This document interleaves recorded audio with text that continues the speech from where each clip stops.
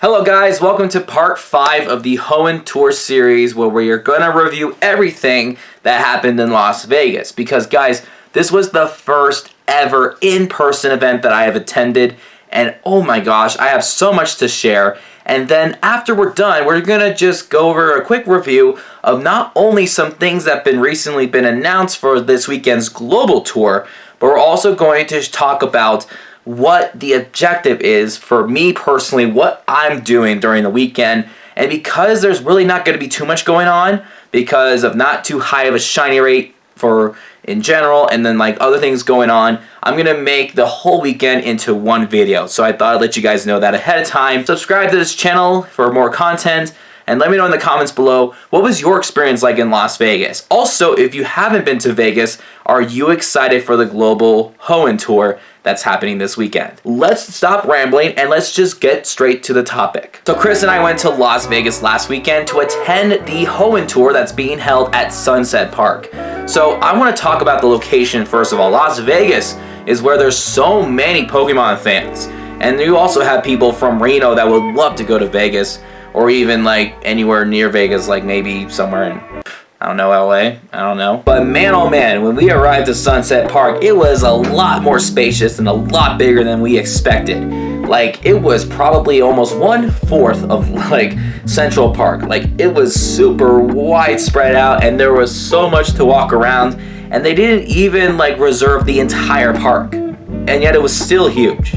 Like, really huge. Now, talking about the event itself, the only negative thing I have to say was the technical issue on Saturday morning that happened for a couple of hours. And I know that like in between, people would get kicked out when you like tap on a buddy, or you're joining a raid, or you're claiming a field research. There was a lot of glitching and lagging and kicking out and all that jazz.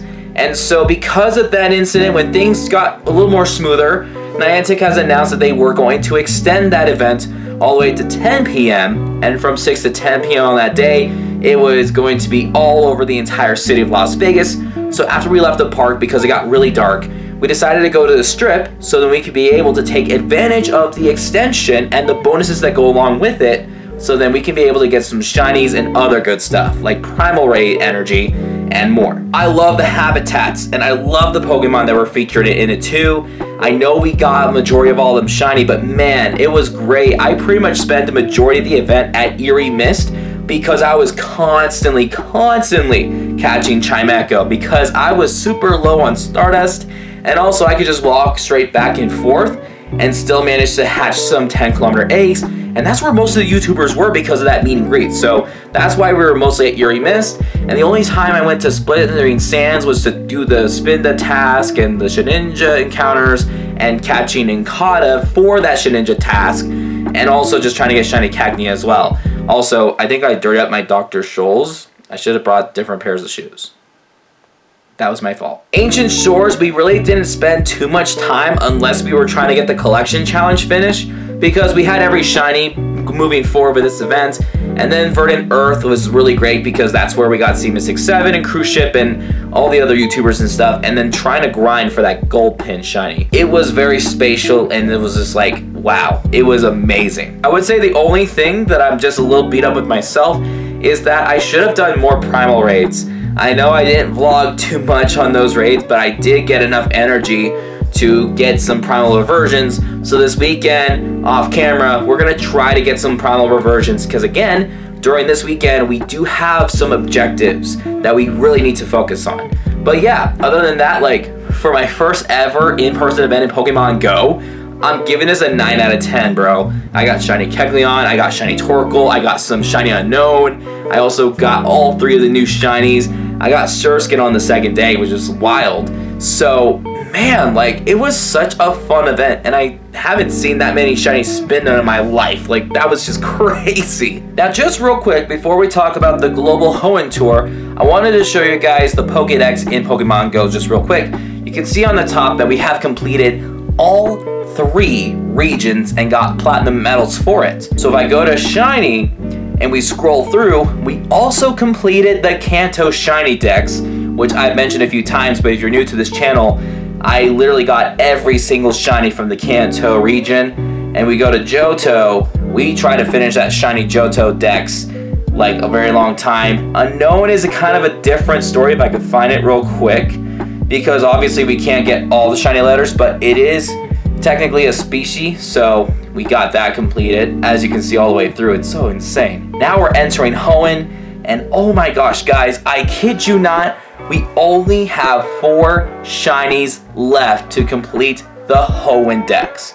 And all we need to do is focus on the global tour with 2 specific objectives. But let's go over what the shinies are first. First of all, we're missing 292, which is shiny Shedinja. Now this is the evolution of Nincada, but we can't evolve it into Shedinja. We can only evolve it into Ninjask, which is very annoying. So the only way that we can do it is by research.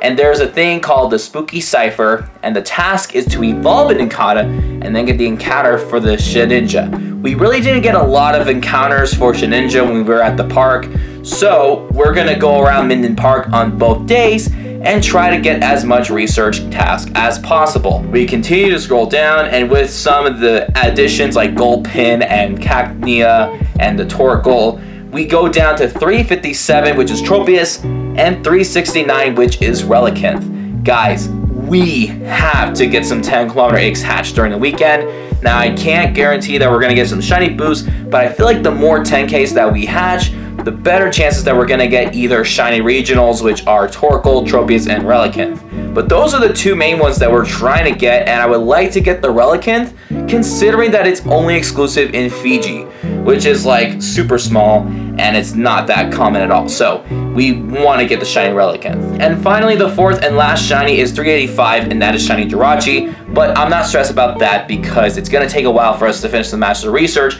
and also it's a guaranteed shiny. So technically, we're only trying to focus on gaining 3 shinies this weekend, and they don't evolve. So all we have to do is just do some special stuff. We have to just get eggs. We have to look for a Shedinja task. That's all we have to do. And then I want to say around like summertime of this year, or maybe a little earlier than that, we might get the shiny Jirachi. But again, that's guaranteed. So technically, if let's say we get the Master Research completed, then we need to get 3 more shinies. And that's what we're gonna do this weekend. Yeah, man, we came this far. I cannot believe it. It's crazy enough that we completed the regional Dex and got platinum medals. It's another for the shiny. So the goal is to finish the shiny Hoenn Dex this year. This year is the goal, and we can't do it unless we grind during the global tour, get those 10-kilometer eggs, and to do as many Shedinja tasks as possible. So there's a lot more going on with this event because it is different from the Las Vegas event. Now, it has been confirmed that we can get some Pokemon by habitat hours because we weren't sure if that was going to happen. So we're going to pull this up. This is Blistering Sands. Now, again, the times that I'm listing is just like different time zones. It's local time. So 10 a.m. to 11 a.m. and then again from 2 p.m. to 2 p.m. to 3 p.m. Oh my gosh, a 3-hour habitat hour? Wow. No. So Blistering Sands are going to have Torchic, Poochyena, Lotad, Nincada, Mahuhita, Nosepass, Aeron, Numel, Cacnea, Baltoy, and Bagon. Now, the only reason why we want to do Blistering Sands is to catch as many Nincada as possible. The reason why is because we need a Nincada to evolve into Ninjask to complete a task for the Spooky Cipher, which is a field research task for the global Hoenn tour to get a Shedinja encounter. So the more Nincada we get and the more task we get for the Shedinja, the better odds we get a shiny Shedinja. Next up, we have Eerie Mist. It's going to be 11 to 12, and again from 3 to 4. We have the following Pokemon here like Ralts and Surskit, which Surskit's the new shiny. We have regionals that are in this, which are Zangoose and Seviper. Chimecho is super high with Stardust, 1,000 Stardust per Chimecho. Absol because of Mega, and then Beldum because it evolves to Metagross, making it the #1 Steel-type attacker, and that's even before its Mega Evolution. We also have Verdant Earth, and that's from 12 to 1 and 4 to 5. You have Trico, which goes into Sceptile, and then Mega Sceptile, the #1 Grass attacker. Then we also have Wurmple. The more shiny Wurmple you get, the better odds you're going to get both evolutions to have a shiny family. So if you want to get shiny Wurmple, this is a good time to do so. You also have Mawile in the future. It'll be a Mega, but it's not going to be that good. But if you need the XL for that. And then also Gulpin is the new shiny. And then finally we have Ancient Shores from 1 to 2 and 5 to 6. And Mudkip evolving into Swampert all the way to Mega Swampert, currently number 1 top water type attacker. You also do have Corphish, which is not a new shiny, but it is a rare shiny. You also have Feebas, you have Spheal, you have Anorith, Lileep.